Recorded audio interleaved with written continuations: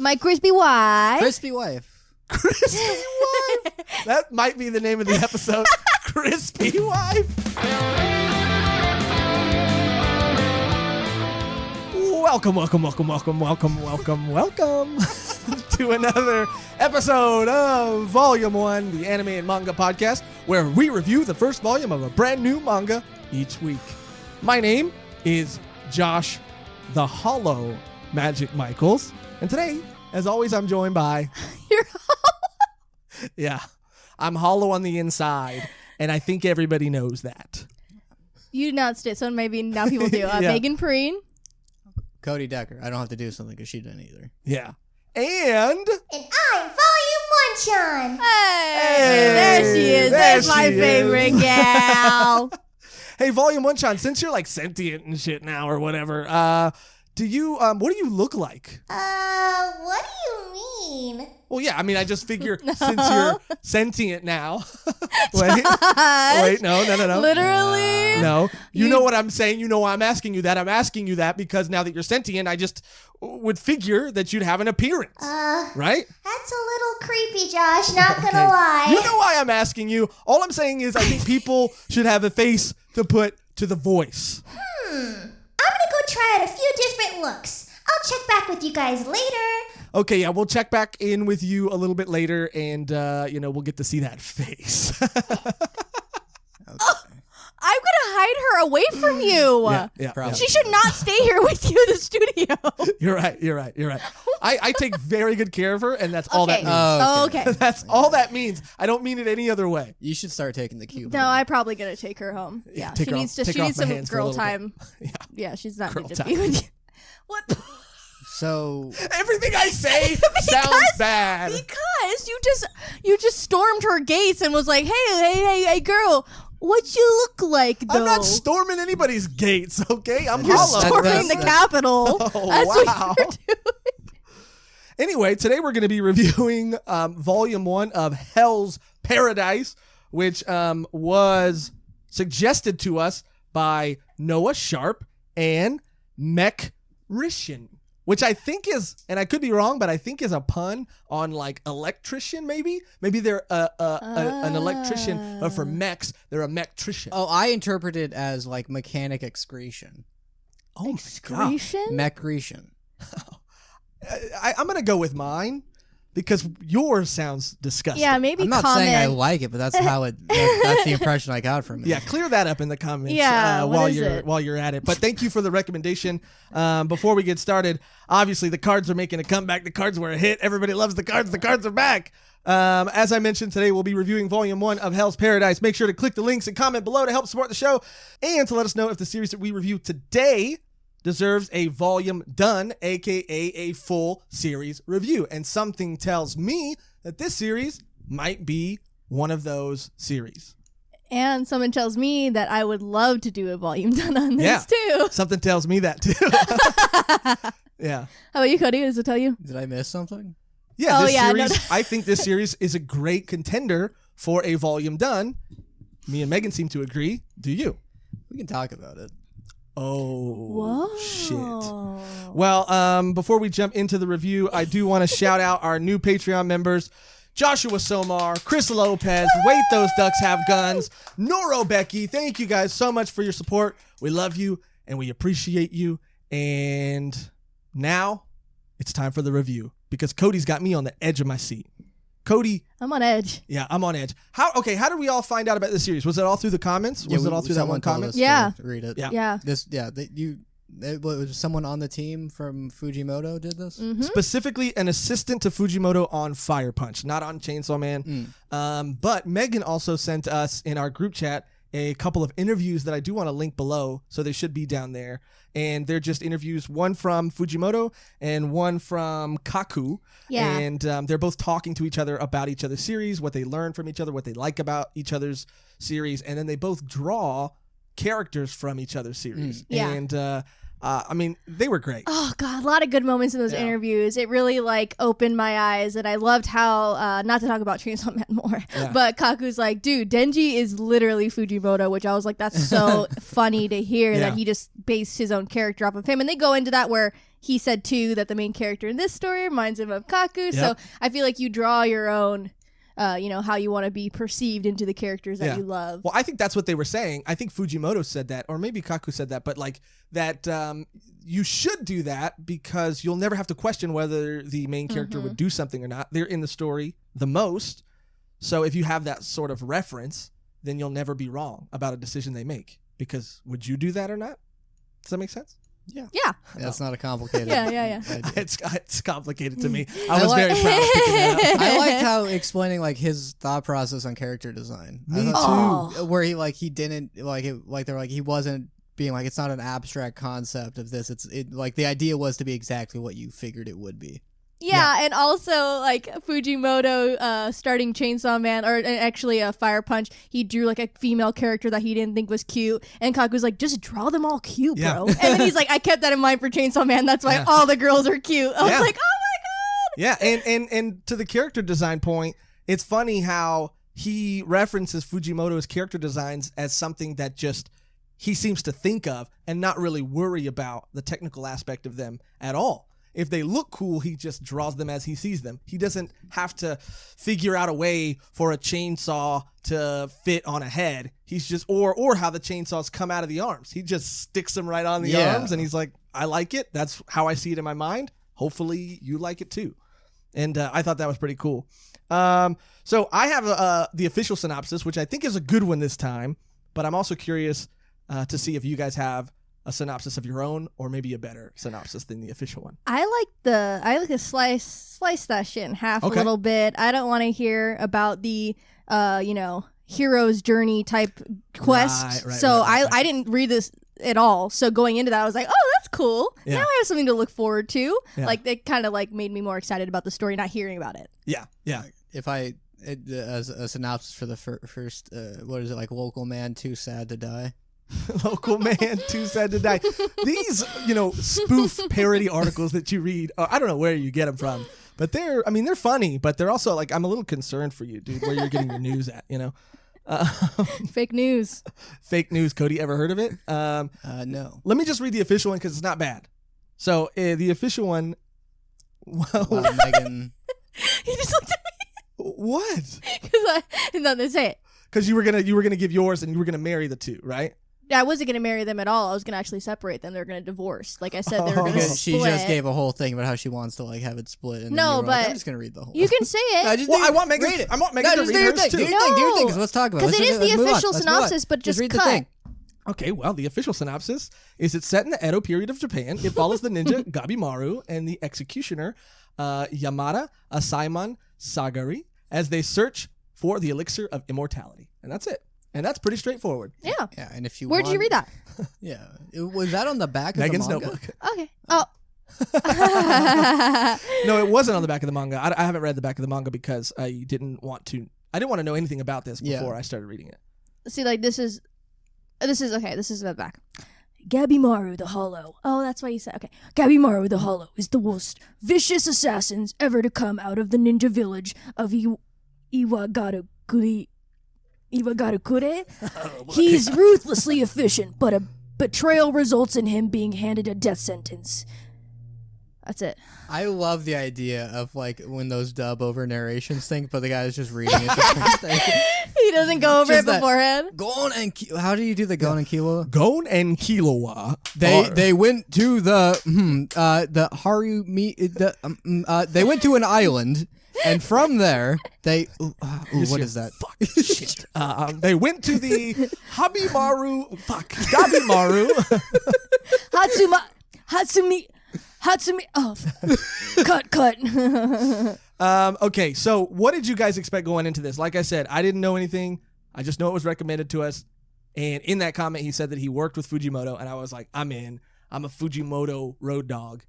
Road dog. Yeah, I'm a ride or die. I'm a Fuji head. I'm a Fujimoto head, and I knew I was probably gonna like it just based on that because he's got good taste in, I'm imagining, assistants.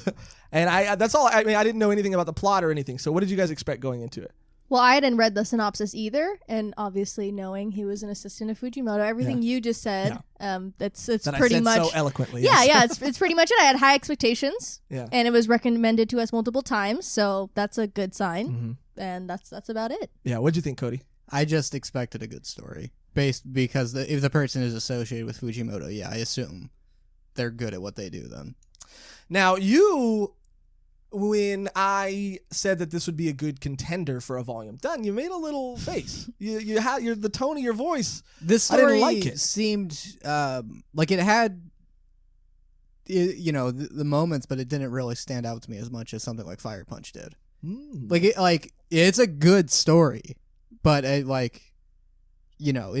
on the low end of the Fujimoto spectrum. See, I felt that way a little bit in the middle of the story, and then towards the end. At the end, it got much better. So if this was all to set up that moment, because that's when I did start to get interested in it. But on a whole, I'd be like, that was good, but I don't know if I was like, I wasn't as drawn into the world. Definitely, like it was really pretty. The art was amazing. Yeah. It's just the story in the beginning. It kind of just felt like. I've seen this before. It's this type of like classic. It was a much more standard story than what Fujimoto usually does. But again, because the ending, like it was all this, like it starts to pay off. So I don't know if I just like, I'm not patient. For me, I did like a lot of things that Kaku did in this series. I loved the reveal of the wife, and I loved her. That was there was a moment. That was the only time I kind of. And I do have something to say about that too, but I will get back to that. It does a thing that a lot of normally they would do that in the movie adaptation, which is they're like, oh, it's this. And you're like, that's not that bad. Yeah. But it's in this where when we get to the character, it was just a moment where I kind of went, okay. Yeah, and there is something else that I think logistically needs to be addressed, but I will save it. I did like how things were presented in the first volume. I do think that it did take a little bit too long to set things up. I was halfway through the first volume before it felt like it even really started. Yeah, it felt like I was missing. I mean, because that's the way the story was. It's like you're learning about it, but it felt like I would have been more interested if I like had like another issue before the first issue. Because the thing he learns, I'm like that didn't seem surprising. I wasn't sure why he didn't know that already. Yeah, it did feel a lot like us, the audience, knew the lesson before he learned the lesson. So if that was the point, I just didn't. That was just kind of this weird feeling of like, well, clearly you're gonna get to this point. It was way too obvious that was gonna be his not arc, but that was gonna be how it was his just story like began. I was just like, oh, that's what it took. I thought there was gonna be more to it than that. And I don't even think it's a spoiler, but it's just something as simple as him learning to embrace his weakness to become stronger. Right? That's the lesson. Yeah. And that he isn't actually hollow. And that he loves his wife. Mm-hmm. And that he loves his wife. See, that, like, everything was, like, it was interesting. They're showing him getting tortured, because there's just this guy being like, all right, we're going to kill you now. And he's like, all right, do it. And then they get their sword, and it, like, snaps, and like, he's like, what the hell? Like, and that's, like, the first chapter is them just trying to kill him. They go in. A little bit of the Fujimoto vibe I got was when they, like, show, like, oh, we're going to execute you this way. And they show, like, here's how people were executed. Your limb can handle this much pounds of pressure. A horse exerts this much. And you just see someone getting there. And I don't. That's one of those things. Because it's like, they used to do that to people. Yeah, they really do. They still do. They still do that. Just knowing that, like, that's how people die. Yeah, being burned to death, boiled to death, torn apart by horses to death, stoned to death. The list goes on. At least we two could be here definitely. for hours listing all of the ways that people die. Okay, let me think of some. Think of some more. Like being burned at the stake, they explain some of the stuff where it's like you would before you would die of lack of air. Yeah. Before your body like got destroyed, which I guess is best case scenario. It's like all your bones would start collapsing onto your organs. Yeah. And that is best case scenario, which is why if I ever get set on fire, I'm just going to be like so I can breathe in the fumes faster, so I can die faster. I think I'll mostly be screaming. Yeah, you would not be trying to focus on breathing faster. I'd be focused on dying. I would be focused on like just begging to be not set on fire. Oh, sad. Realist? What do you mean sad? Yeah. At a certain point, do you want to be saved even? No, that is a really good point, and Yeah. that is very sad as Yeah. well. But yeah, no. There's a point. Back to Pumpkin Night. Do you want to be? Yeah, There's no way exactly. you're going to be saved. Exactly. But I did like that. I did like as an intro. I love the way Gabimaru was introduced. I thought it was fun, and I was into it. All the different ways that they were trying to execute him, and why wasn't he able to be executed? And as far as a reader, it wants the creator wants you to think that he can't be executed because of some ninjutsu or because of some training that he's undergone. And then it kind of shows this flashback of him in all those situations purposely doing things to survive. Because he says even early on, like, they keep asking him why he's resisting death. And he keeps saying, I'm not. I want to die. Kill me. But then they show that panel of him when he's getting executed by the sword, like flexing his neck a little bit and then the veins popping up in his neck. So he is trying to survive. But that whole back and forth, that whole little mini reveal, I liked that a lot. And I think that helped his character, to me, set his character apart from most other protagonists. Yeah, it's an interesting character that I have not seen before, really. Like this isn't like a character type I'm aware of, which is someone in denial about wanting to live. Yeah. It is. I think I'm just like I'm still adapting to who this character is and understanding like what's even going on, because I don't really have anything to compare this guy to be like. I have something to compare him to. He looked exactly like Nier. Nier. No, oh no, but like Shigaraki Nier. from My Hero. Nier. He looks like Shigaraki. He looks like Yeah, he Nier does. from Yeah. Death Note. And Sagiri? Yeah. She Yeah. reminds me of freaking, what's her? Tsubaki from Soul Eater. I could see that a little And bit. he's a little bit of soul and, I don't know. Also, there's a character that looks exactly like Bakugo, Bakugo. too. Mhm. Yeah, Exactly yeah, like yeah, Bakugo. yeah. Yeah. That was the guy where I was like, oh, it's okay. This is one of these kinds of people. But like appearance wise, I was like, okay, he's got the long hair, which Yeah. the hair's realistic. I like that. I part. like the hair. Yeah, I I do like too. him. He's very dainty. Yeah, For an yeah. adult. He's very small. That's why they're like, oh, you're the guy I've heard so much about. You're smaller. You're kind of an embarrassment. And Yeah. he's like, cool, thanks. Okay, Like, what the fuck? Okay, you can just say hi. No, yeah, that's what he said. But like comparison story wise, I was like very Suicide Squad-y. Mm-hmm. Yeah, Oh, and okay. I am a sucker for what's our team gonna be. This guy, he's from here, and he did this, and every time I'm like, Yeah. I did like it, too, because Suicide Squad is a great thing to compare it to. That's what I was writing down. Then I look on like other people that have like other reviews, and I'm like, oh yeah, that makes sense. White people will be like, oh yeah, this is Suicide Squad. Yeah, I think obviously it's done better. I liked it a little bit more because I just love manga more. Comics are a little old to me now. And I know I say that sitting across from Cody, and I don't like the look on his face right now. Well, But- they're old. no, I mean, they're getting old. They've just been done. They're doing the same No, stuff. I'll agree over with and you over that and comic over. books largely suck now. Every now and Yeah. then there'll be an interesting storyline, but most of them they're very corporate decisions being made, Yeah. and there's not really any sense of creativity and passion being put into them. But Yeah, thank you. but We agree on also something. fuck you. Oh, well, also fuck you. Oh, I don't like that. Hey, I do hey, like guys, it. guys. Fuck you. Damn it, you got us. I was going to compare it to, and I almost am a little bit too embarrassed to tell you what I was going to compare it to after Megan kind of nailed it.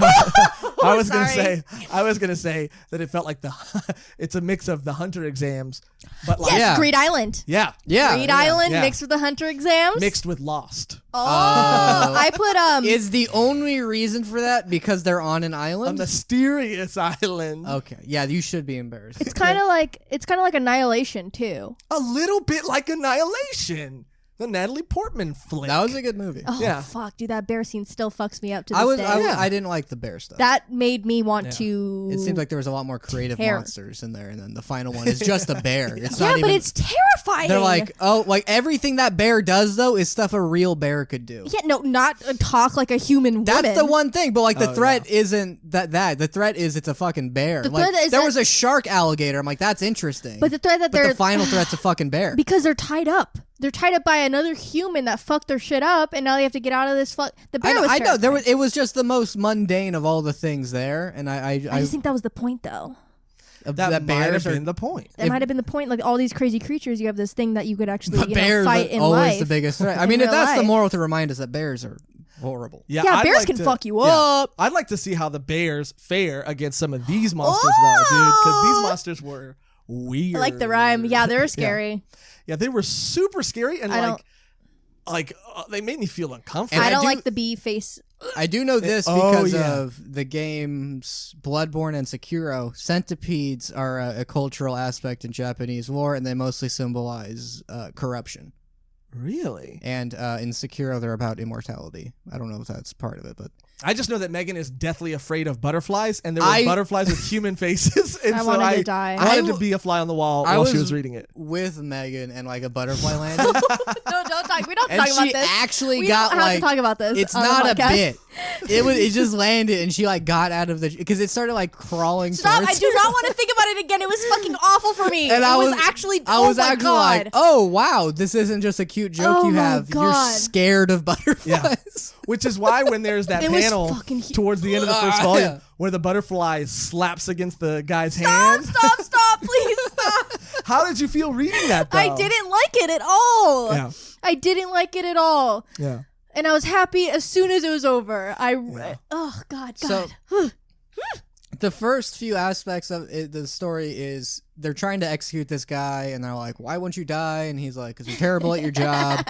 Which was like, I was still like figuring out what this was. It's like, is this a comedy? I drew the panel. Yeah. His face, which is, why won't you die? Goddamn die. Why don't you just goddamn die? Goddamn. Why don't you die already? Because you're terrible at your job. Because you're terrible.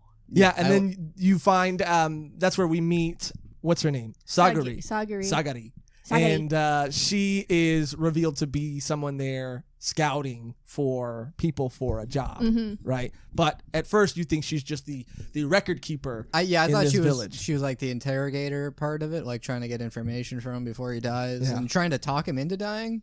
I thought that's what she was doing. I mean, one thing that this story did do constantly was go a different direction than I thought it was going to go. I thought she was going to be someone who was trying to, because he mentions ninjutsu and how he can use ninjutsu, and she's like, I think she says something along the lines of, can you really do that? I've never, seen somebody do that. I thought it was going to be her trying to figure out his techniques. Yeah, because she asked him, like, can you teach me? And he's like, or can you tell me about it? He's like, not just for fun. Yeah. Like, why would I? She's like, can you prove it? And can you show me? And he's like, nah. He's like, nah, I just want to die. Yeah, I just want to die. Wink. Yeah. And they're like, then why don't you? And he's like, no reason. Because Megan hit him with the soundbite. Why doesn't he want to die? My wife. Because of his wife. Exactly. It's my wife with a burn face. Okay, now I want to get to... You both were ready for... what the fuck was... I had to cue her up. But she knew... She hit it out of the park. Thank you. This is a part where I was like... I don't know what you guys have problems with. Well, because this is a thing. Because they imply it his wife, and he's like, oh, it was Loveless though, and she was kind of stupid. And then he like remembers her and is like, she was like burned on half of her face, but it's just a cute little scar. And it's like, oh, her father burned her, so she would never marry. But it's just a very attractive woman with a scar that, if anything, just highlights her beauty. No. Which a lot of media does it. They did that in a movie recently. They did that in Ready Player One. Which, because it's always like, no one would see that and be like, oh. Okay. But it's always presented like everyone except the main character does that. First of all, this is in the Edo period of Japan. If you are marked in a certain way as a woman, no one would want you. Like, she's of higher status in the world, and if you have a daughter that's like not pretty, you're not gonna sell her off, and you're not gonna make profit. So what he did, he fucking burned her so no one else would have her. Okay, but scars aren't genetic. No, he burned her. But it doesn't matter. It doesn't matter about genetics. It's just how it was back in the day. So that's like the ultimate punishment for her. Like, no other men in that time, she's saying, would desire her because of that. Maybe which is stupid. Maybe yes. today, if we met somebody with a burn like that, we'd be like, no big deal. Mm-hmm. But at that time, Okay, if it's true that like in that era that would be like, what the shit? yeah, Then I have no issues with this manga then. yeah. Wow. Okay, well, it's just and it's so true though. Reading that, okay, because just reading that, they're like, because I was viewing it from that Ready Player One perspective of her being like, I have a horrible shame. I'm hot, but if you look really closely, I've got like a birthmark, and you're like, okay, yeah. First of all, Megan, I want to say great point. Great point. It makes sense because they bring it up like 2 times where the dad did it, and she's like, yeah, I have no one else to marry, so he pretty much gives. He finds this kid and then he matches them up together because obviously no one else is going to fucking want her. That's why they're together. If she didn't have that burn and he didn't go fucking, Todoroki's dad on that bitch, she would not have been there. Okay, because from the modern perspective, the way it's always, you'll see it in those like hipster movies or whatever, where it's supposed to be like, oh, he looks beyond beauty. Yeah. But it's like, what are you talking about? It's a beautiful person. Like, I don't know. It's one of those things that the moral's supposed to be that like, just because you're a horrible thing, and it's like it's just a scar. That like, oh, this person sees beyond it, but no, you didn't. Here's my issue though. They're step siblings. That's what I was gonna say. That's my issue. It came to me right now. I read that as he said that this chief gave him his daughter, right? Yes. He also later says that this chief raised him since he was a baby. Yes. And they're the same age. Yes. So now looking at it from a modern perspective, yeah, it's actually the ideal relationship. Flowers in the attic. Flowers in the attic. Yeah. Wait, is that a reference to something? Yeah. A movie There's a movie called about siblings and they like fucking stuff. Oh well, yeah, maybe I'll. But the mom like attic to your list. Yeah, attic to your list. But yeah, I'm surprised. I'm surprised you didn't catch that. And I'm surprised that slipped through the cracks. Now, I just fucking caught it. Maybe he trained separately and he was raised by the chief, but they weren't really around each other a lot, if at all. But I don't know. I still think it's a little weird that he raised him. It'd be different if he was 6 years old and then brought into this family.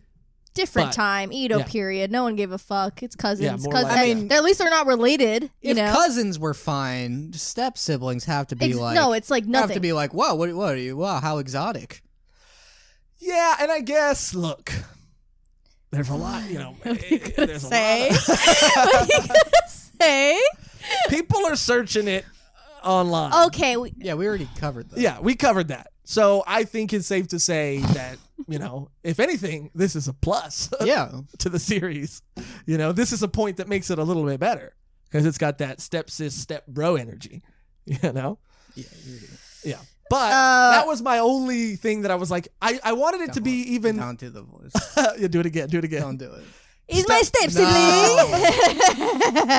But I just wanted it to be addressed, or I wish it was addressed, that they brought up either like how they were raised, or I don't know. Just that to clear seemed that. like something that gets because throughout the thing he remembers her more and more. Okay, the thing is he admits to himself that he actually loves her, and it wasn't just like a business transaction basically. Uh-huh. And that's what makes him be like, okay, never mind, I don't want to. Yeah. You guys, he's being executed. He tried to leave a village. Well, and that's another thing. Okay, so what we find out, what he tells Sagari is that I'm trying to say it. No, that was correct. That was good. Yeah, I'm trying to say it as best I can. Is that he was betrayed for trying to leave the village, but what we later kind of learn when he admits to actually loving his wife. Yes. Is that he was betrayed because he was planning to escape with her. They were going to have their own separate life away from their dad. Why couldn't they? I think, first of all, Gabimaru brought it to the chief, I think. He was like, dude, idea. It's fine. Well, yeah, of course he said that. Yeah. Yeah. But then they're like, they kill him. They try to kill him. Well, yeah, of course he's gonna tell him dude, no big deal. Yeah, get out of here. What are you guys still doing here? But then secretly he's telling the other homies in the village we got to get this fool. And I did, like I said, I did like that turn. I did like the turn of he was betrayed for trying to abandon his village. Oh, her scar kind of looks like Japan, actually. Oh. Or California, but California and Japan look the same. Her burn. Her burns. Her burn looks like Japan or California. But yeah, I don't know. I liked that. I liked that turn a lot. That he was trying to protect her and was trying to take her away from this world. I love their relationship. I connect with them. I feel for them, and I'm invested in them as a couple. Like, I want them to work out, and I hope, and I think, there's a good chance she will, but I hope she becomes a bigger part of the story. Yeah, me too. I don't want it to be the classic sob story when, like, immediately, when they reunite, some fucking shit goes down with the dad, or maybe it's already happened. I don't know. Well, there's a panel that when he does get betrayed, they do show her being kind of like held grabbed back by the chief, by the dad. Yeah, and it could have been that she died, but then later on, she tells him that she's fine. It doesn't make sense though. Like, you burn your daughter, and then you're like, okay, get married to this guy. My son, pretty much. Yeah. And then he's like, well, we're going to go. And he's like, oh, wait, no, she's mine, even though what value does she have to him? Because I thought the reason he burned her so she couldn't get married was, like, so she couldn't get married and leave. Oh. That's what I thought. Yeah, that's like... well, I don't think they want anybody to leave. I think he wants to keep everybody and there. I think that tribe is just like... And also, like, he's learned these, like, fancy, like, ninja stuff, so that probably is, like, part of a creed, and it's like, what, you're in this life now, you can never leave, and he's like, John Wick, I want to go, and they're like, no. Yeah, I think he says that in the beginning, too, like, abandoning the village is a cardinal sin. None of us are allowed to simply live as people. Yeah. That's what it says. Men are soldiers and women are wombs. Jesus Christ. Yeah. Hence my face. Father burned it himself to give me and abandon any hope of living as an ordinary woman. Yeah. And I almost thought he did it in a positive way. Because they're like, because the women are just to breed children. So, like, by scarring her, it meant that she wouldn't have to just breed children because she wouldn't just be married off. I thought it was a good thing that, like, she won't have to just be some, like, brood mother just creating spawn. I mean, he has levels. And then, like, by doing that... I think in a darker way. Because I saw the thing of what... Yeah, there is the... I took it as, I'm going to disfigure her. No one will want to marry her. Marry her to this guy who I know is a cool guy. Mm-hmm. And then they can, like... But I guess that's not what he was doing. I don't know if he knew he was a cool guy. He definitely is a murderer. Like... He's a killer. Like, let's not forget about that. Like, he's a brutal killer. Yeah. Gabimaru. Gabimaru is the main character.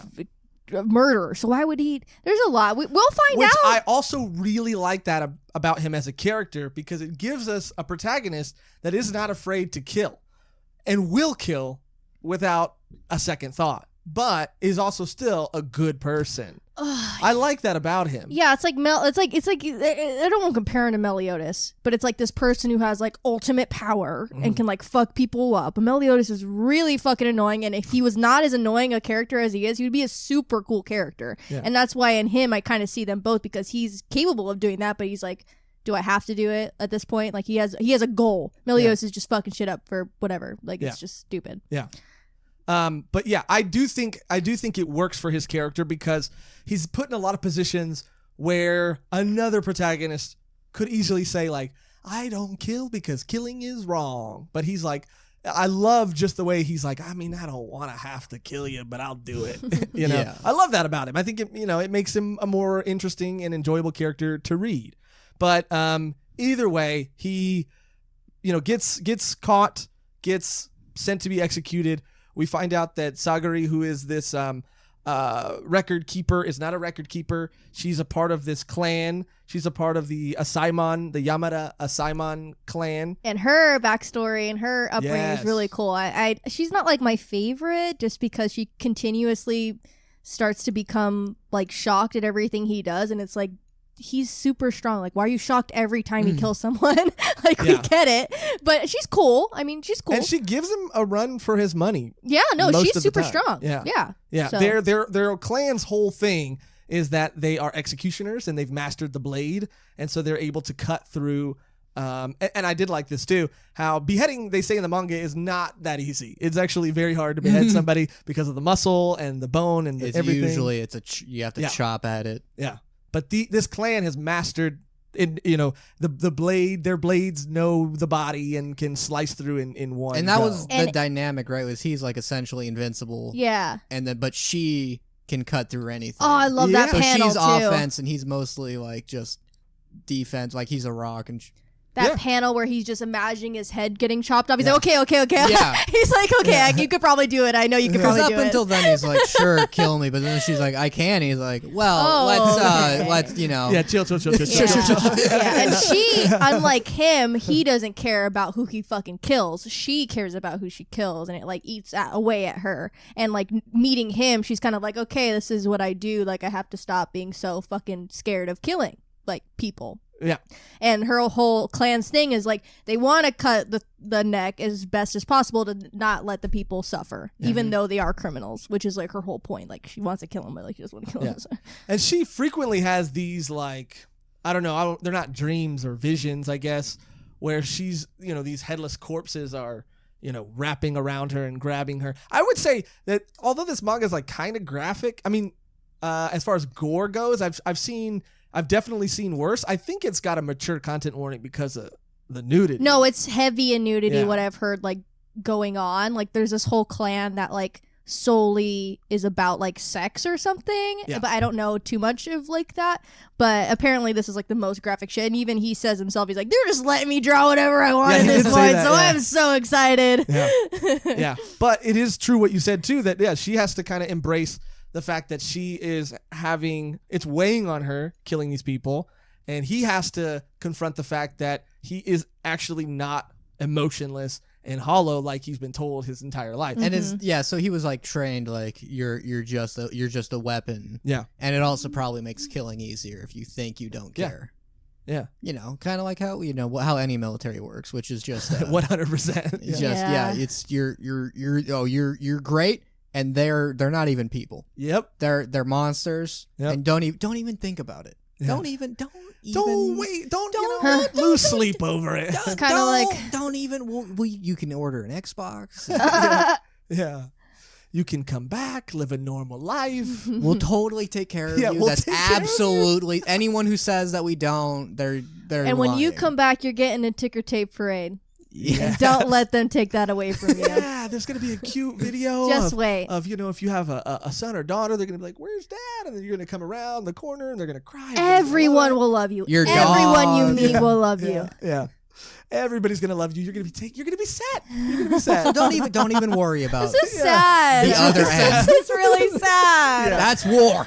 No, God. Really sad. You know what they say about war? Never changes. Never changes. Oh, okay. I didn't know what they said. It's good for nothing. Is that from a song? Don't let him know about the other quote, because if he knows where the other quote's from, he'll get mad. Yeah. Oh, Fallout. No. Oh wait. Fuck. No, you guys can't. You guys can't. There's no workaround. Right. You guys figured it out. You guys found my one weakness.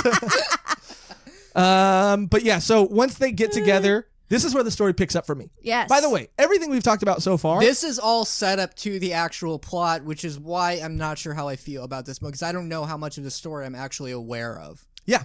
Because all of that is set up to this character being like, all right, I'll go do your thing. It's over half the first volume too.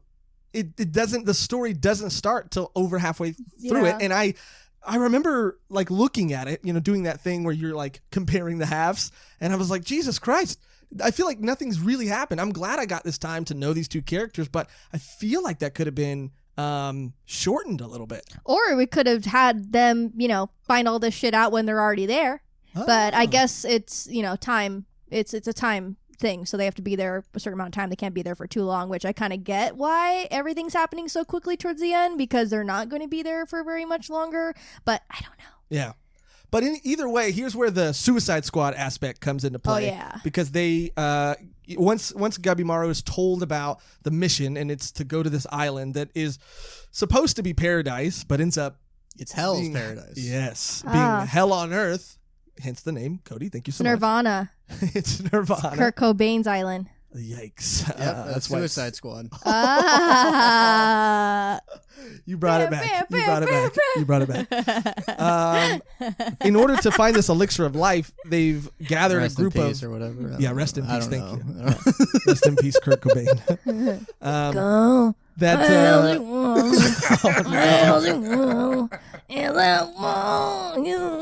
I feel like that's stomping on its grave. You had a beautiful voice. That's a tribute. That's It sounds like he's being reanimated to sing these songs. that's I don't like it. It's sad. that's gonna be the It's dark. the Halloween cover for Yeah. the Nightcore, whatever those things are. Nightcore. Don't have a god. Okay, moving on. We meet all these other criminals who have been tasked to find this elixir of life, which Gabimaru is convinced that his chief has consumed, because his chief has apparently been around for thousands of years, allegedly, and can't be killed, allegedly. But we meet all of these characters and get a little bit of backstory on them. It's a ragtag team of villains. Yeah, there's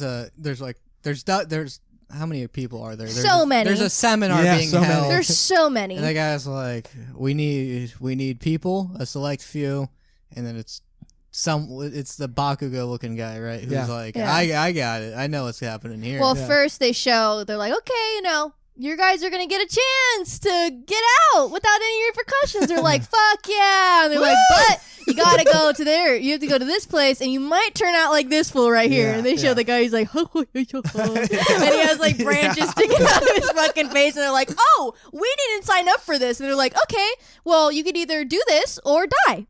Yeah. And they're like, oh, okay, we'll do that one. Yeah. And then Gabimaru is like, my wife. And he's like, my wife. I love my wife. I gotta go see my bird wife. Yeah. But it's cool because we get to meet all these different characters, and they're all pretty badass. As like from a character design standpoint, they're all interesting. They all have their their hooks, like every criminal or manga character needs to have. Oh, yeah. Right? What they're specialized in. Some guy specialized in weapons. Some guy is specialized in some sort of ninjutsu type thing. The Bakugo guy, I think. One is specialized in just killing women and children. Right. Which that's the...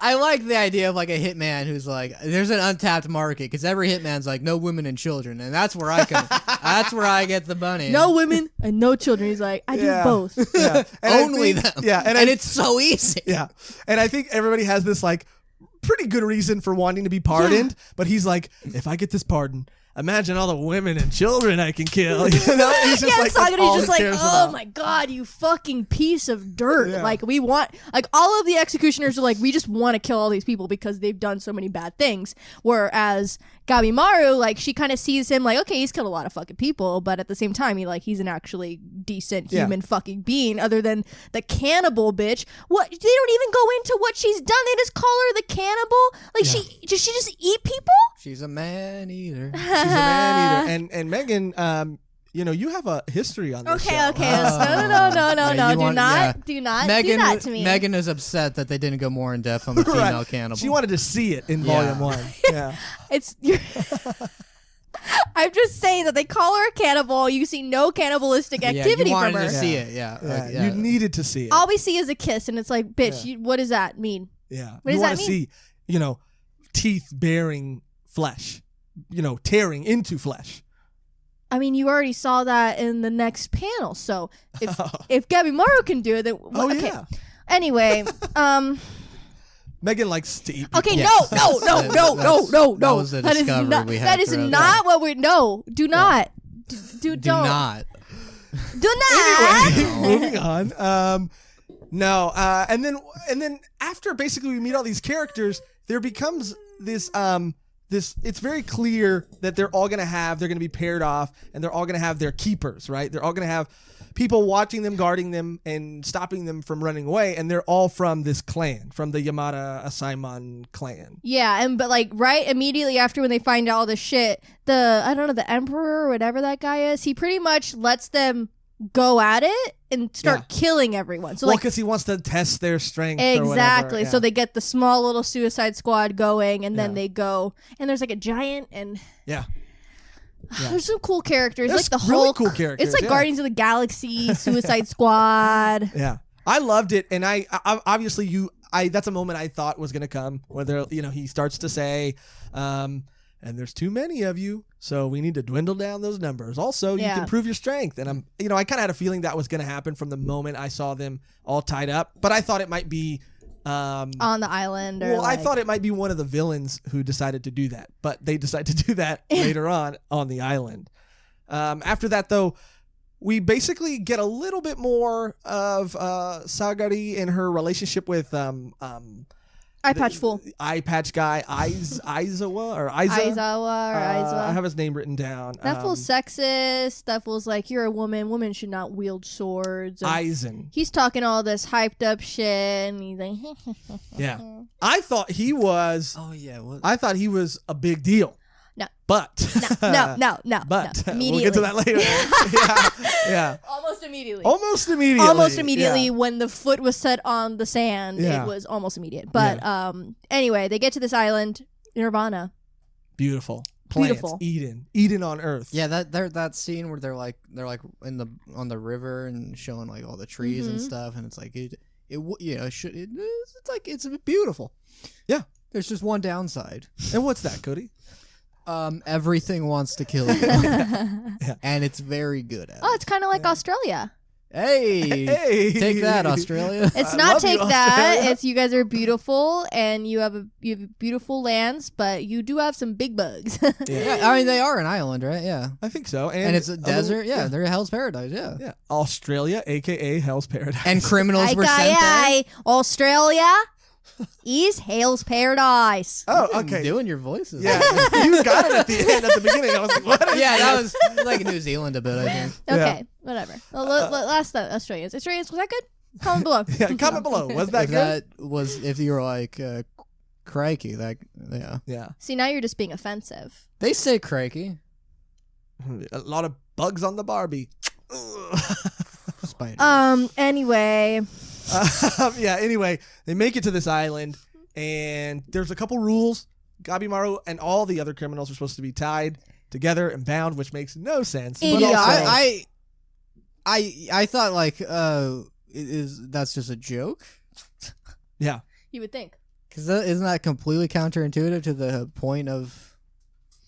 That's literally what he says. Well, yeah, I think obviously these people who sent them to this island, all they care about is getting this elixir. They don't care how they get it. And like they say in the manga, if these guys can't get it, there will be a stronger, better group sent there to get it. So them binding their hands, they're setting them up for failure, but they also don't really expect them to succeed. Well, if it's like we have like heroic people we're going to send afterwards, and we're gonna send some criminals first to like test the waters. That actually makes a lot of sense. I think that's what it is. Yeah. Actually, that's a brilliant plan. Actually. I mean, another point to that too is when they send all these criminals, like these very strong, people that were already gonna die, but then they also send like high level executioners with them, knowing that they'll probably come back dead or not come back at all. Like it's weird how they have these people that are there to kill them, but like they might not make it out. So they're just find new executioners to go back, and these high level people.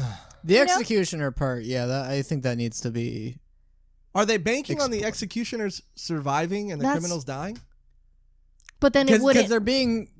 So the system is each person has their execution that they follow, and they have to be tied up, and like they like basically they're treated like the dog leading the way. Yeah. And then it's like they would get attacked. So is the idea that like they would get attacked first, so the executioners are the real people on the search party, and the prisoners are just like the muscle. Just like send them out, see if you get it, like they'll get it, always have them in front. They'll get attacked first, and then you can like do your thing. But it's like they don't even know if it's truly an attack. It's just the time spent on the island could make you turn into like one of these things. Like he got bit on the hand, you see later, by that bug. Like it's not necessarily an attack, but like how many of the executioners are going to get killed, not only from the prisoners, but also from the bugs. There's so many different drinking water that you're not supposed to drink, poisonous shit. I'm assuming that's something that's going to be addressed or answered later, but yeah, that is a good point. That how do they expect the executioners to survive when they don't really know so far? They've sent parties there.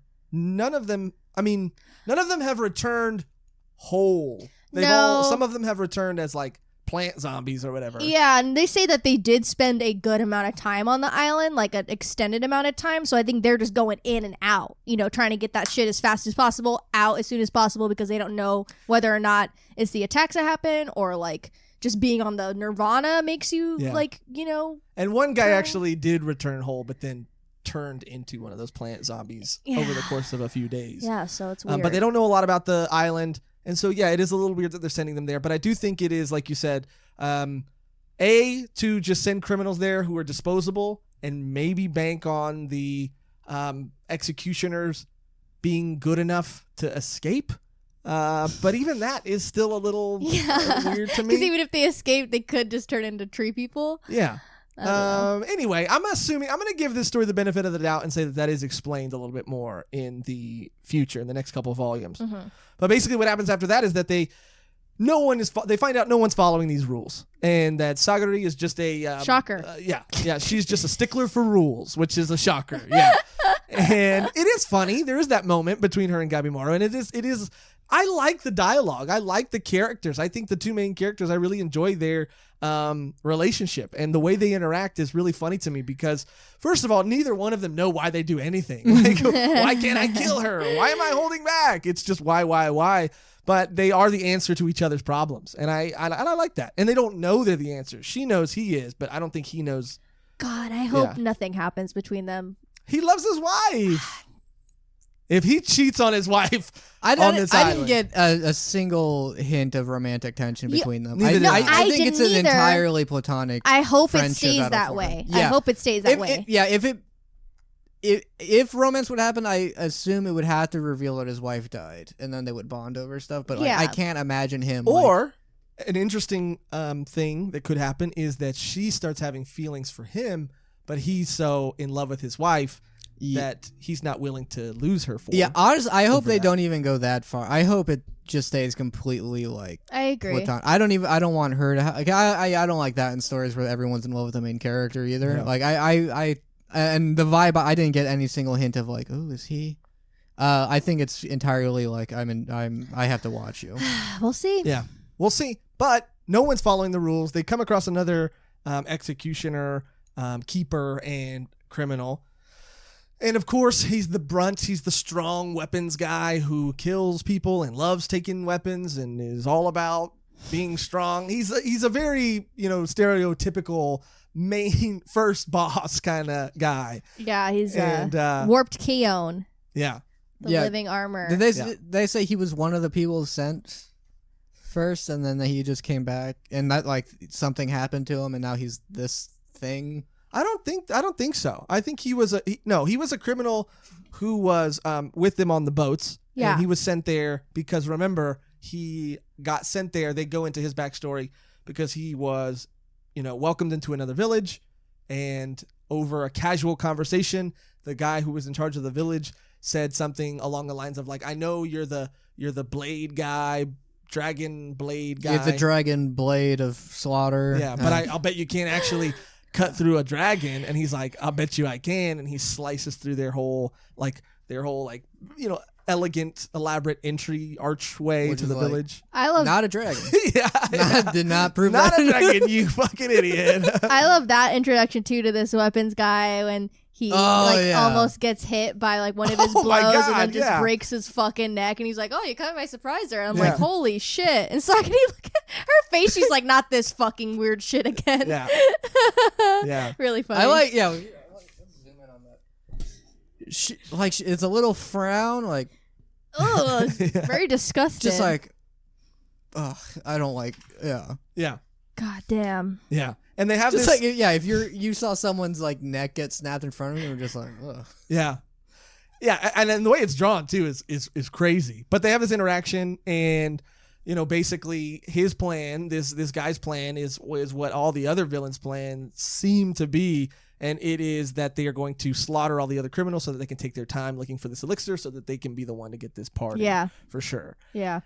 And it's during this fight or around this fight or after that it's also revealed what the other criminals are doing. And it's actually after Gabimaru, spoiler alert, kills this guy. Yeah. But his keeper, his executioner, says, Thank God. Yeah, I mean, he's like, I get to get out of here. I get to go home. I'm the lucky one. Yeah. I'm the winner. You lose because you have to stay here. Yeah, he's like, I'm getting out of here early. I'm not going to fucking die here. I'm taking this fool's head and getting the fuck out of here. And he's like, and I advise you do the fucking same because a lot of the executioners you see towards the end, dead. Well, because he says, you don't know what I saw. I saw, as the boats started to separate, I saw people team up.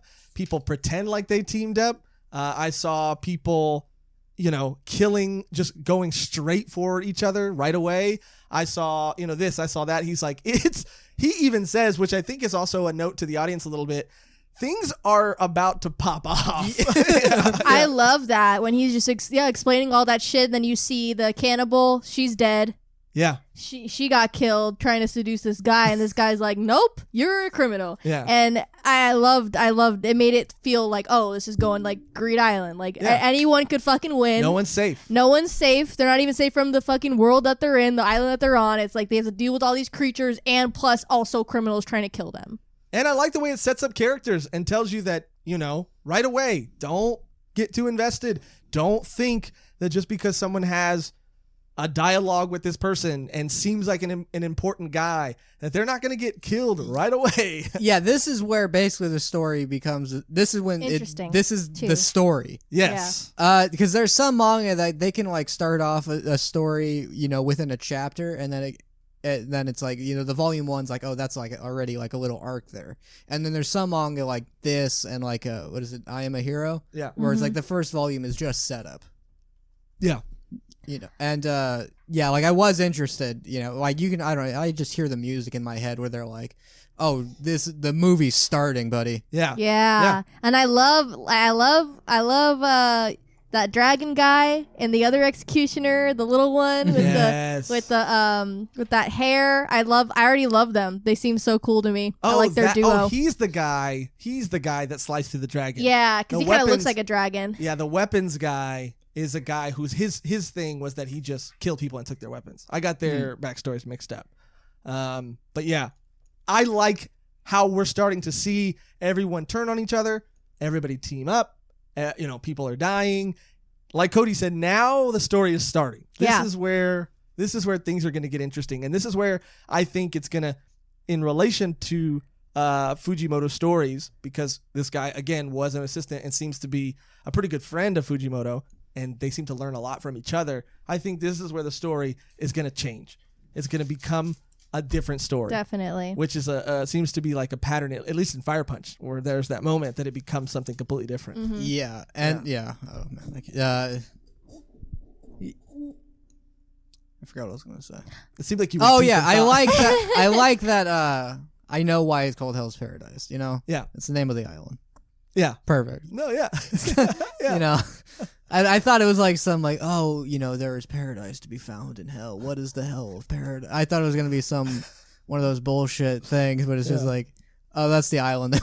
Because the story, from what I can tell, is going to be about all this whole group all fighting over who gets to find the elixir, finding the elixir, surviving on the island on Hell's Paradise. Makes sense. I'm not wondering why is it called this. Yeah.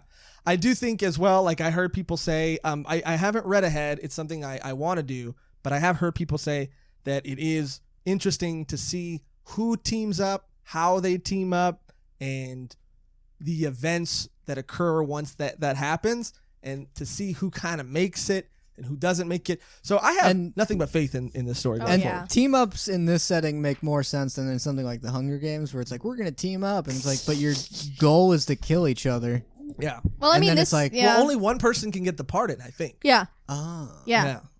So it is kind of like a battle royale. Like there would be no point. It'd be you against your executioner and their executioner and then them. So if you and your executioner and you find the elixir, does the executioner get it? Like they get to go back regardless? Yeah, the executioner is just there to make sure they don't do any shady shit. So they don't really have they don't have incentive. They're doing it because it's their job. Yeah. They're not doing it to get anything, I don't think. But and from what I can tell, apparently they all completely bombed that job of making sure they don't do shady shit. Yeah. Because it immediately goes south. But there's also the executioner that we meet after the weapons guy dies. I believe it's that guy, or it could be the dragon's executioner.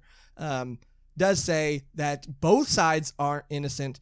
He's under the impression, or he's heard rumors that this whole island thing is a trial to see who the next leader of the clan will be, of the Yamada Asaemon clan.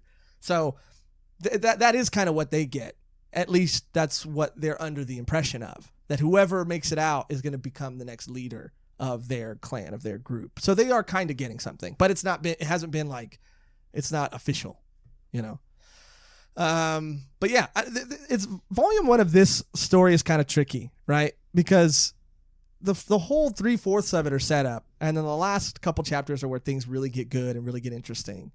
And I don't know. I love the world. I love the characters. And I also love how they haven't really the ninjutsu thing that they seem to have, because again, some of these criminals were given red tags or badges to indicate that they are exceptional, that they have some sort of ability or something. But I love that we haven't really seen a lot of it yet. I love that it's not overused or overdone. It's there. It exists. Like Gabimaru has used it once in all of Volume 1. He used his ability, the flames, that came off of him once. And he doesn't rely on them. He doesn't use them all the time. It's not about him powering up to use them. They're there, but they're not a focal point of the story. And I like that about it too. You know? I'm sure that the only time it'll maybe become, like, you'll see it from the other characters, obviously, when they fight each other.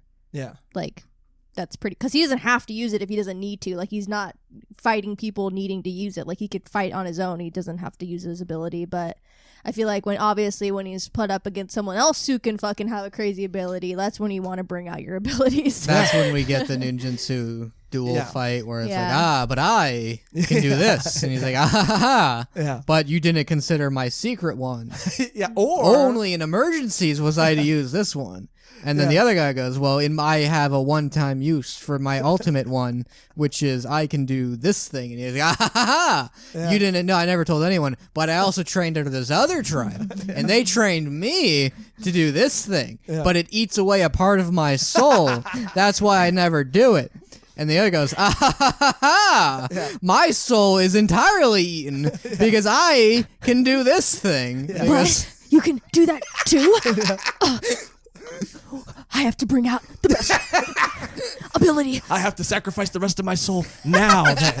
And then he does it now. Think about my wife. My wife. But yeah, that you kind of nailed that, and that is how it always seems to happen. But I have faith in this story, man. I think it's going to be a little different. I think it's going to shake things up. Even going back to that interview that I talked about at the beginning, the creator of Hell's Paradise said explicitly in that interview that him and Fujimoto love to do things that have never been done, but make them feel real. He doesn't see the point in making something that or telling a story that's been told before. He likes to switch it up. He likes to do things that haven't been done. So, and seeing how everybody else is accepting or is not accepting, but how they are kind of enjoying the rest of the series is also an indicator to me that it's going to get crazier and crazier and better and better. Someone called it a more controlled chaos compared to like a series like Chainsaw Man. Yeah, this seems at least more of a straightforward story. Yeah.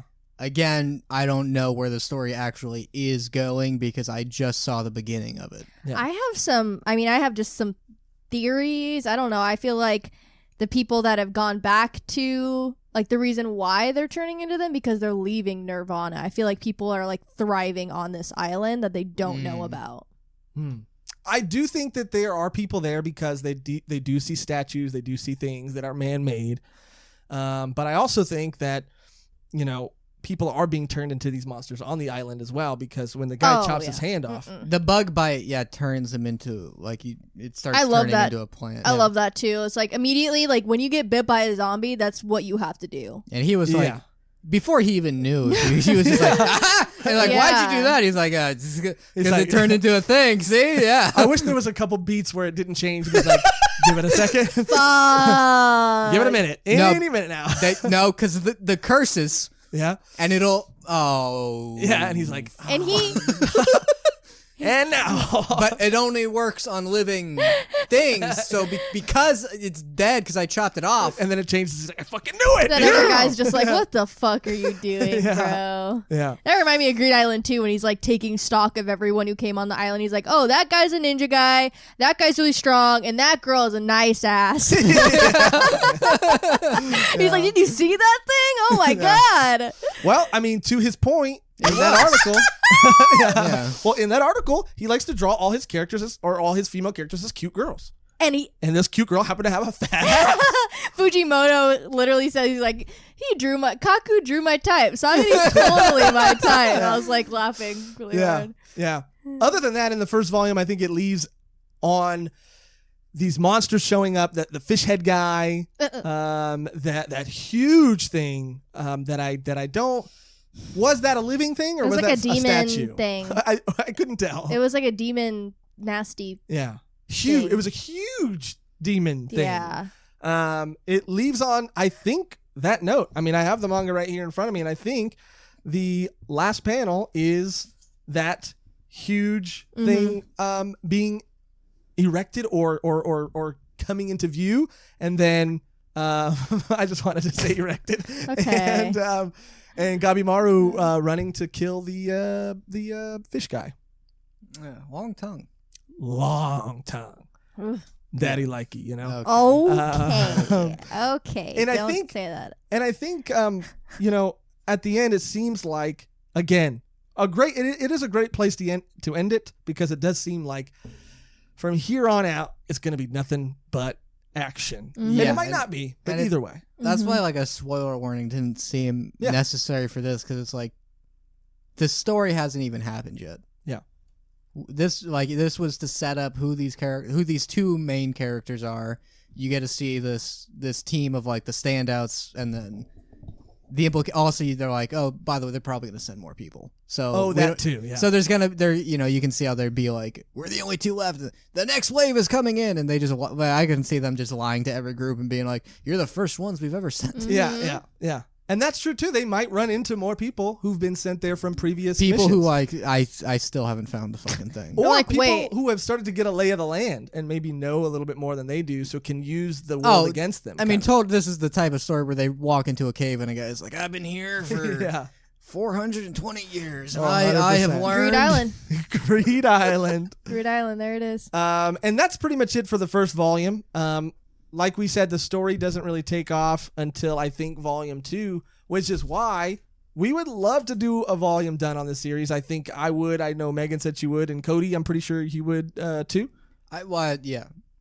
Just to see I really want to know what happens, and this is a series I'm gonna read more of this story, because I'm like, it's just started. I don't even know what kind of story this is, and being associated with Fujimoto, I assume that means you don't do traditional stories. Yes. And that's what a good first volume does. Honestly, it brings you in and yeah, I mean, this did that's a good point. I was saying it like criticism, but yeah. Yeah, I'm like, I don't know, it just got me sucked into the story. I was like, I want to know more, and I don't know. I have to keep reading, I guess. Now I have to read more to be satisfied with the story and these characters? Because it's like, fuck, I want to know now. But now you're telling me I got to read another volume. The fuck is going on? What is this? It did its job, Cody. Yeah, I guess it got you. Yeah, I guess that was stupid. Yeah. But I'm glad we got recommended this series. Thank you again to Noah Sharp and Mectrician He's, like, or talking and she's drawing him Mectrician as for like, recommending this series to the us. most fierce, she's like, We all really enjoyed it, and oh I my think it's all something that we're going to continue to read regardless of it being something we do a volume done of or not. But if you would like to see us review this series in its entirety, or at least to the completion of a certain arc, let us know in the comments down below if you want this to be a volume done. If you do read it because of this review, let us know what you thought. But I think if you haven't read it, it's something that you should definitely check out. Oh yeah, especially if you like Fujimoto. Yep. They're cut from the same cloth, and it's different. It's a different cloth, but still Still a weird cloth. Still a weird cloth, Still a very weird reminiscent, and it's very original. Both are very original. You wrote that you compared it to, it's very Guardians of the Galaxy and Suicide. You were about to write Suicide Guardians of the Galaxy, weren't you? What's wrong with that? she forgot. She's like, Guardians of the Galaxy, Suicide Squad. They're both alliteration, but she was about to write Suicide Guard. Yeah, right. I did scratch out Guar and then I put Squad. This reminds me of Suicide Guardians. Suicide Guardians. That wouldn't be a bad name for something. Not a bad name. Go ahead and take that for one of your little one of your little stories. But now I think it's time to jump into the Wonder Circle, baby, where we read comments that you have posted on our previous videos and discuss them, talk about them, whether they're theories, whether they're just general comments, whether they're corrections, anything. We've all picked one today. Who wants to start? Cody, Megan, or me? Should I start? You could start. I had it pulled up and now it's gone? It's not gone. Okay, I'll go first. This comment... Oh, wait, I didn't have it pulled up either. I have mine pulled up. Josh, why don't... I have an idea. Yeah, what's Josh, your idea? Why don't you go first? Great idea, Cody. Yeah. My comment that I'm choosing to read today comes from Exquisite Bearer. And Exquisite Bearer, I love the comment. It's a very long comment, so I might not read all of it on the podcast, but I did read all of it in real life. And the comment is about our previous video, Cells at Work Code Black. And Exquisite Bearer writes, Cells at Work is actually good at depicting real life scenarios. On the first episode / chapter, it reminded me of schools where they teach you how cool jobs are with the use of motivational presentations and shit. But after you graduate and find a job, you'll be like, what the fuck is happening? The boss is shouting again. What did I do wrong? Did I do something wrong? What the fuck? Can you teach me first on what will I do in this job? Like, fam, this is literally my first fucking day and you're confusing as shit, which I gotta say, I love this comment so much. He also has another comment about calling Cells at Work Code Black a series that kind of encapsulates post-nut clarity or something like that, which I think is hilarious. You brought up on the podcast too. Yeah. I mean, many Exquisite times, Bear. not just on that episode. after we start recording too. Recurring theme. Also, he says in the first episode / chapter, I kind of related to the guy when he said that when they become full-blown red blood cells, the only thing they can do is deliver oxygen. It actually tackles how educational systems work, where you need to decide what education you want, like being a teacher, chef, engineer, etc. And when you graduate from that job, what is expected from you, and when you graduated from it, that job is expected from you. So, I mean, he's talking about it tackling, education. He's talking about it tackling also the workforce and how most of the time you're either lied to about what you're supposed to expect or ill-equipped to handle anything that's going to happen in that field. Yeah, he talks about where the story goes, because it's not just about like, oh, here's what your body does. It also becomes a thing about workers' rights and like working conditions. And now, stuff. didn't you say that you continued to read it and it made you cry? I finished it. I cried. Whoa. Yeah. What did you cry? Like what part? The ending. I cried. Oh my god! Wow. Because when it got into the red blood cells, like, I mean, obviously someone who went through some tough thing. We had to looks like the main character. Yeah, works like the main character or anything, and like had to have this thing at work. Yeah, it was like I wrote, but the ending, it got me. Aww. It's wow. I think it's a very, because part of it being like, I think better than Cells at Work is because it is an actual like full story. Yeah. Mm-hmm. There's a beginning and there's an end. Not with that face, Cody. No, he said end. I know what that means. Anyway, more Exquisite chlamydia. Bear. More chlamydia. Anyway, Exquisite Bear, thank you for your comment, and I got a good chuckle out of it, and I'm excited to see what you write next. What comments did you guys choose? You could go. Okay. So how about from Sean Zoilo. Zoilo. Zoilo. Killed it. Zolio. Sounds like a Pokemon. Zolio. Zolio. Sean Does that sound like a Zolio. Pokemon? Okay. Some people say that Kobeni's. This is about Chainsaw Man. I'm sorry. Some people say that Kobeni's contract is like connected to bad luck because she's unlucky in everyday life, but it could be her powers in combat could be that she's just like lucky with everything, which is like why she's able to dodge everything and grab stuff and always hit her target. And And we haven't light really spoilers seen for we haven't Chainsaw really Man. seen too much of her combat in general. Yeah, so that's why it's like there's no like frame for like enough to figure she can do this and she can because do she definitely this. has a contract. Yeah, she does have a contract. She was like, I can't say what mine is. I'm like, what? No, but and yeah. Well, I mean, I you responded to that comment, and I found what you responded pretty interesting, but slight spoilers for Chainsaw Man. About obviously. how a character's like power may or may not work, because the way contracts work too is you have to give something up. Sometimes you have to give up very little for a lot, depending how the devil feels. So it could be that like in exchange for like luck in battle, you will lose that luck in life. It like there must be balance. So I could see that being her contract, and then that's why like anytime she's in a fight, she does well when she's attacked. Yeah. Not vice versa. And in Yeah. life, she has pretty shit luck. And Oh. and you know that might be part of her being a nervous wreck, because she knows she has terrible luck. yeah. So she knows like anything can go wrong. Cautious. Yeah. Cautious. Yeah. I like that. I If like you that a live lot. your whole life knowing that like I legitimately have bad luck around me, everything is like a thing that will go wrong. Yeah. Damn. Well, another great comment. Yeah, and if you want my full thoughts on that no one thumbed up, read not even that guy. I kind of figured he would at least be like, thanks for talking or something. Not even that guy. Not even him, but Some people thumbs it up. yeah, it's eventually Maybe. I don't know. It's just Maybe no. not. You might have bad luck. Usually one Yeah. they like you see one thumbs up like okay they read it and they're like okay cool but we're done talking. Yeah. You never know. not Time difference. Which like I know maybe they don't mean it that way, Sure. but I take that as like a I don't care. I don't know. You know you're like I thumbed up your thing.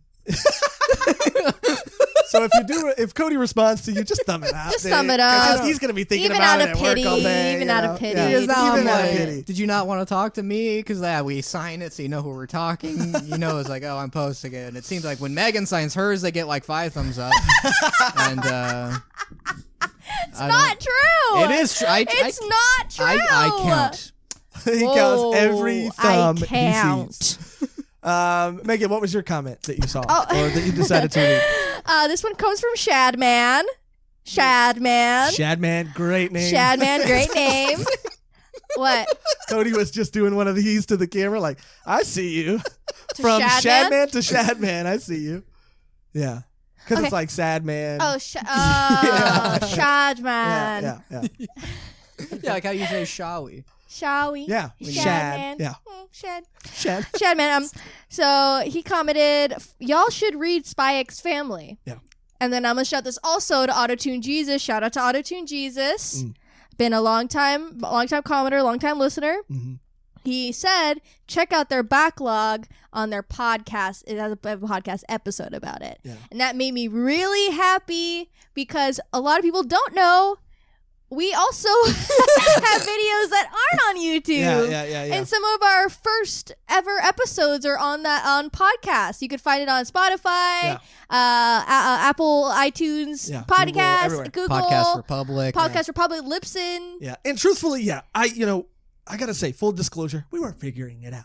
Okay? Yeah, Okay, look, don't discredit us. Those Well, I'm are not some good discrediting us. episodes. Those are great. Some It of was them a are little fire more- episodes. A little more experimental. We Yeah. used to do games. We used Oh to do yeah, you guys will love those. Yeah, we used to just talk about the manga for like 10 minutes and then just talk about other stuff. Yeah. So you can see Yeah. what we were all like before we were like, I guess we could just talk about it. Yeah.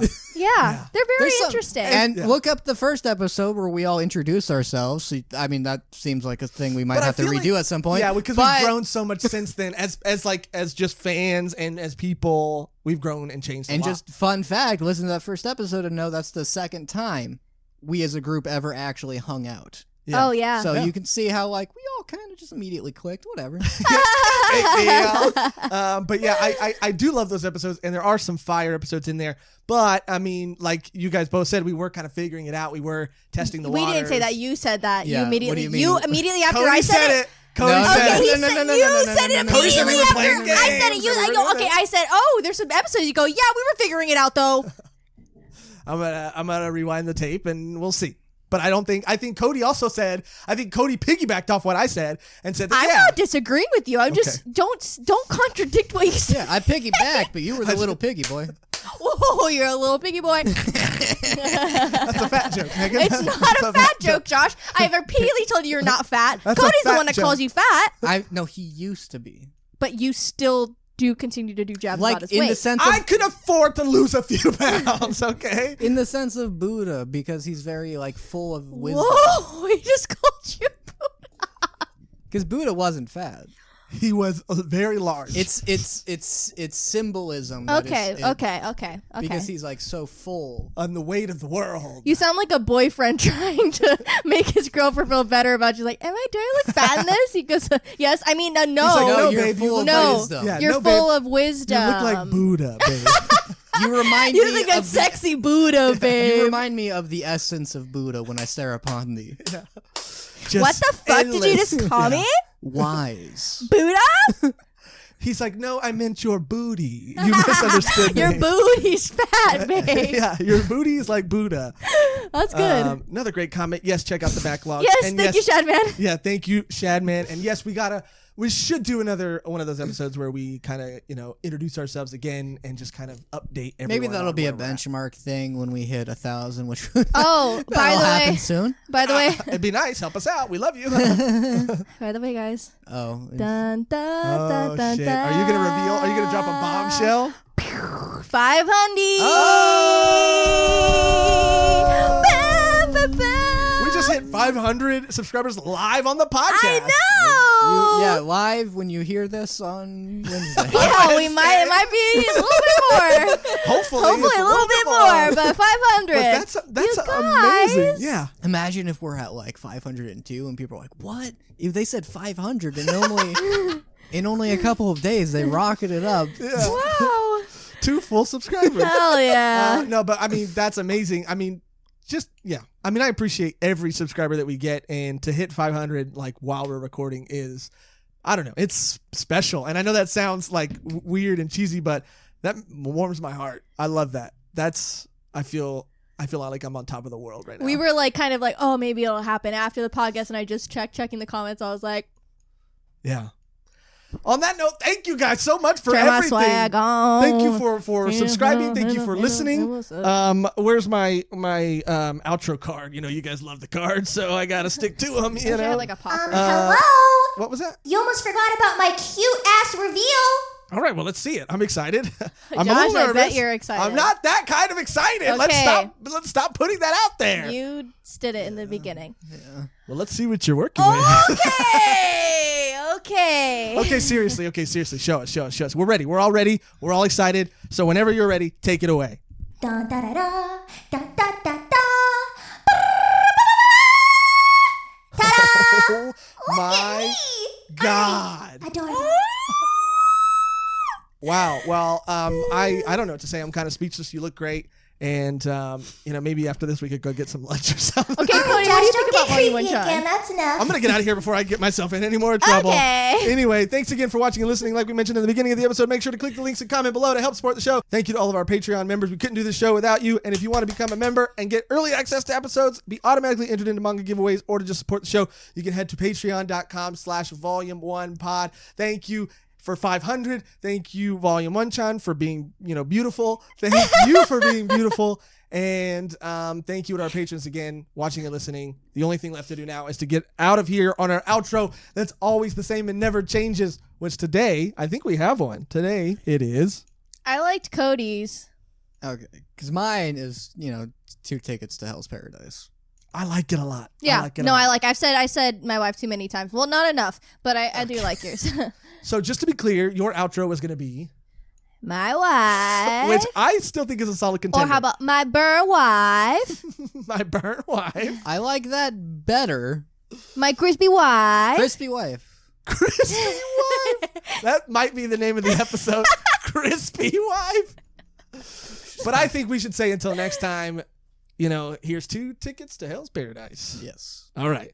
Thank you for watching. Thank you for listening. And until next time, here's 2 tickets to Hell's Paradise. What is that song? I don't think that's it. That's the wrong song. What's the song that goes like, I'm on a highway to hell? Highway to hell. Highway to hell. I know, I got it.